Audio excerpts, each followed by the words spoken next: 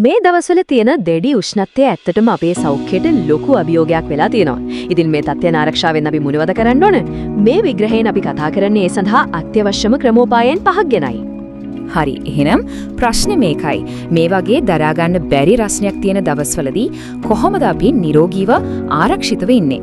මේකට උත්තර තමයි අපි මේ කතා බහ පුරාවටම හොයන්න යන්නේ. හොඳයි. මුලින්ම අපි තේරුම් ගන්න ඕන මේ අධික උෂ්ණත්වය කියන එකේ තියෙන ඇත්තම අභියෝගය මොකක්ද කියලා. මොකද මේක නිකම්ම දාඩිය දාන එකකට වඩා ගොඩක් එහා ගිය දෙයක්. ඇත්තටම කිව්වොත් මේ අධික උෂ්ණත්වය කියන්නේ අපේ ශරීරයට එල්ල වෙන ලොකු පීඩනයක්. ඉතින් ඒ නිසාම මේ තත්ත්වයට මුහුණ දෙන කලින් ඉඳලම ලෑස්ති වෙන එක ගොඩක් වැදගත්. ඒ කොහොමද කියන එකට යන්න කලින් ඇයි හැම කරන්න ඕනේ කියන එක තේරුම් ගන්න එක තමයි වැදගත්ම දේ. හරි. එහෙනම් දැන් බලමු මේ අභියෝගයට මුහුණ දෙන්න තියෙන විසඳුම් මොනවද කියලා. මෙන්න තියෙනවා ඕනෑම කෙනෙකුට හරිම ලේසියෙන් අනුගමනය කරන්න පුළුවන් ඒ වගේම ගොඩක් ඵලදායී ක්‍රියාමාර්ග 5ක්. හොඳයි. මේ තමයි අපේ මාර්ගසිතියම. අපි දැන් මේ පියවර එකින් එක අරගෙන ඒ හැම එකක්ම කොහොමද අපි සෞඛ්‍යයට උදව් වෙන්නේ කියලා ටිකක් ගැඹුරින් බලමු.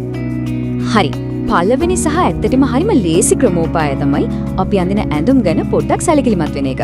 මේක පොඩි දෙයක් වගේ පෙනුනට අපේ ශරීර උෂ්ණත්වය පාලනය කරන්න පුදුම විදියට බලපානවා. ඉතින් මෙතනදී තීරණාත්මක කාරණය තමයි මේක. බලන්න ලා පාට ඇඳුම් හිරු රශ්මිය පරාවර්තනය කරනවා. ඒ කියන්නේ අහට විසික් කරනවා. හැබැයි අඳුරු පාට ඇඳුම් ඒක උරා ගන්නවා. ඒ වගේම තමයි කපු වගේ හුලං යන ඇඟට හිර නැති ඇඳුම් මැන්දම දහදිය ලේසියම වාෂ්ප වෙලා ශරීරය සිසිල් වෙනවා. හිර ඇඳුම් මැන්දම වෙන්නේ ඒ උණුසුම ඇඟේම හිර වෙන එක.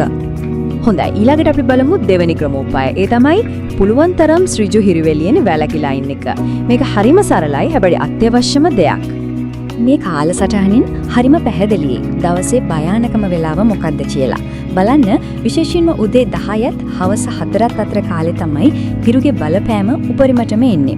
ඉතින් මේ වෙලාවට පුළුවන් තරම් ගෙදරකට වෙලා එහෙම නැත්නම් හොඳට සෙවණ තියෙන තැනක ඉන්න එක ඇත්තටම ශරීරයට කරන ලොකු උදව්වක්.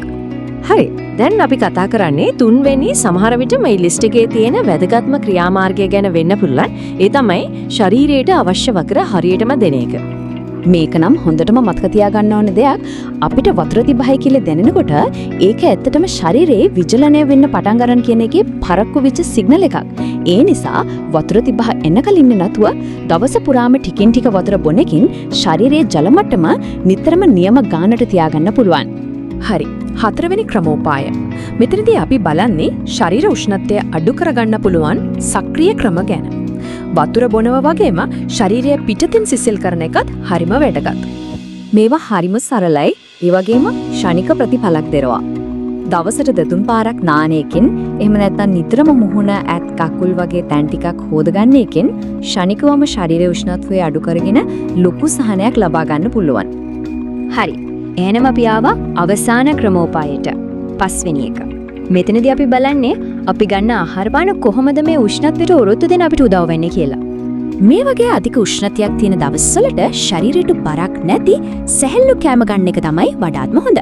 කොළ එළවලු සහ විශේෂයෙන්ම හැමෝම ආස පැණි කුමඩු වගේ ජලය ගොඩක් තියෙන පළතුරු කෑම වේලට එකතු කරගත්තම ශරීරය ඇතුළෙන්ම සිසිල්ව සහ සජලනය වෙලා තියාගන්න ලොකු උදව්වක් ලැබෙනවා. හොඳයි. එහෙනම් අපි දැන් මේ කතාබහේ අවසානයේට තමයි ඇවිත් ඉන්නේ. අපි කතා කරපු ප්‍රධාන කරුණු ටික ආයෙත් පාරක් මතක් කරගෙන ඉමු. බලන්න මේ වගුවෙන් අපි කතා කරපු හැම දෙයක්ම එක බැල්මේ පැහැදිලි වෙනවා නේද? නිවැරදි ඇඳුම් අඳින්න එක, සෙවණේ ඉන්න එක, නිතර වතුර බොන එක, ශරීරය සිසිල්ව තියාගන්න එක සහ සැහැල්ලු ආහාර ගන්න එක. මේ සරල පියවර 5 තමයි ඇත්තටම අපේ ප්‍රධාන ආරක්ෂක පලිය වෙන්නේ. ඉතින් මේ තියෙන්නේ හරිම සරල, හැබැයි ජීවිතේම ආරක්ෂා කරගන්න පුරුවන් පුරුදු ටිකක්.